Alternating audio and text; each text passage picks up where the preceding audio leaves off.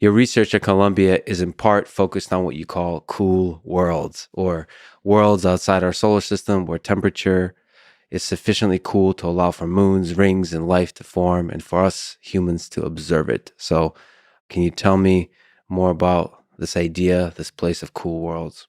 Yeah, the history of discovering planets outside our solar system was really dominated by these hot planets. And that's just because of the fact they're easier to find.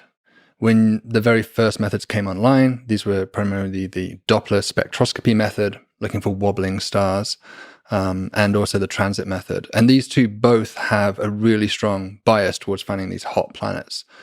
Now, hot planets are interesting. The chemistry in their atmosphere is fascinating. It's very alien. An example of one that's particularly close to my heart is TRACE 2b, whose atmosphere is so dark, it's less reflective than coal.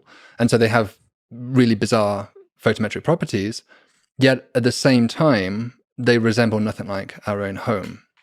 And so it said there's two types of astrophysicists. The astrophysicists who care about how the universe works. They want to understand the mechanics of the machinery of this universe. Why did the Big Bang happen? Why is the universe expanding? How are galaxies formed? And there's another type of astrophysicist which perhaps speaks to me a little bit more. It whispers into your ear, and that is, why are we here? Are we alone? Are there others out there? And ultimately, along this journey, the hot planets aren't going to get us there. When we're looking for life in the universe, it seems to make perfect sense that there should be planets like our own out there, maybe even moons like our own planet around gas giants that could be habitable. And so my research has been driven by trying to find these more terraqueous globes that might resemble our own planet. So they're the ones that lurk more in the shadows in terms of how difficult it is to detect. They're much harder. They're harder for several reasons. The method we primarily use is the transit method. So this is really eclipses. As the planet passes in front of the star, it blocks out some starlight. The problem with that is that not all planets pass in front of their star. They have to be aligned correctly from your line of sight. And so the further away the planet is from the star, the cooler it is, the less likely it is that you're going to get that geometric alignment. So whereas a hot Jupiter, about 1% of hot Jupiters will transit in front of their star, only about 0.5%, maybe even 0.25% of Earth-like planets will have the right geometry to transit.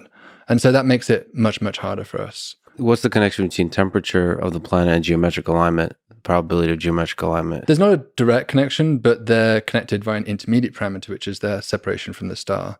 So the planet will be cooler if it's further away from the star, which in turn means that the probability of getting that alignment correct is going to be less. On top of that, they also transit their star less frequently. So if you go to the telescope and you wanted to discover a hot Jupiter, you could probably do it in a week or so, because the orbital periods of order of 1, 2, 3 days. So you can actually get the full orbit 2 or 3 times over.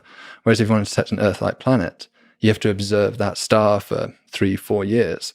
And that's actually one of the problems with Kepler. Kepler was this very successful mission that NASA launched over a decade ago now, I think. And it discovered thousands of planets. It's still the dominant source of exoplanets that we know about.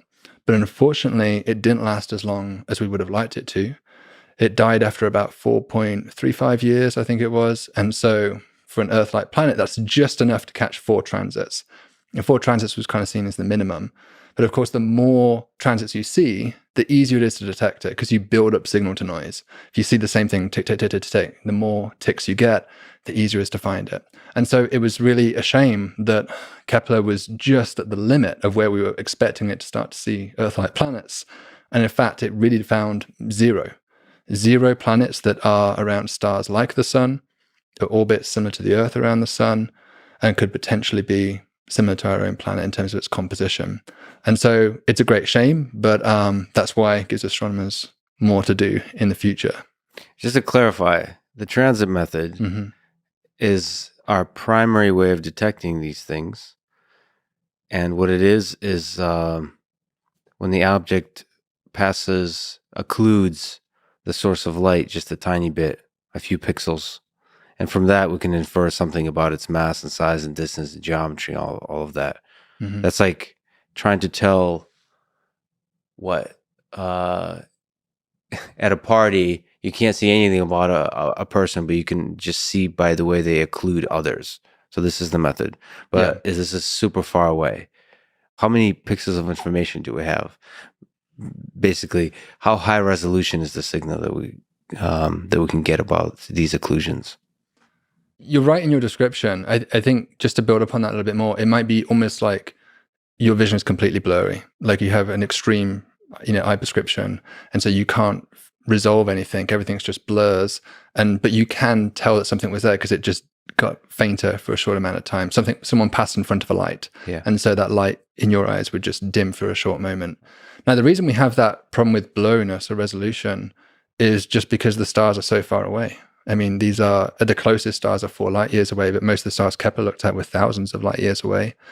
And so there's absolutely no chance that the telescope can physically resolve the star, or even the separation between the planet and the star is too small, especially for a telescope like Kepler. It's only a meter across. In principle, you can make those detections, but you need a different kind of telescope. We call that direct imaging. And direct imaging is a very exciting, distinct way of detecting planets. But it, as you can imagine, is going to be far easier to detect planets which are really far away from their star to do that, because that's going to make that separation really big. And then you also want the star to be really close to us, so the nearest stars.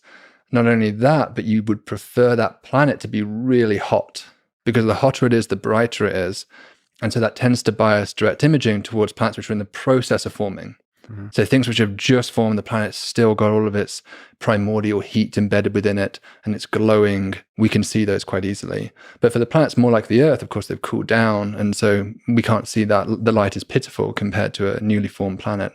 We would like to get there with direct imaging. That's the dream, is to have the pale blue dot, an actual photograph of it, maybe even just a 1 pixel photograph of it. But for now, the entire solar system is 1 pixel, certainly with the transit method, most other telescopes. And so all you can do is see where that 1 pixel, which contains potentially dozens of planets and the star, maybe even multiple stars, dims for a short amount of time. It dims just a little bit, and from that you can infer something. Yeah, I mean, it's like being a detective in the scene, right? It's indirect clues of the existence of the planet.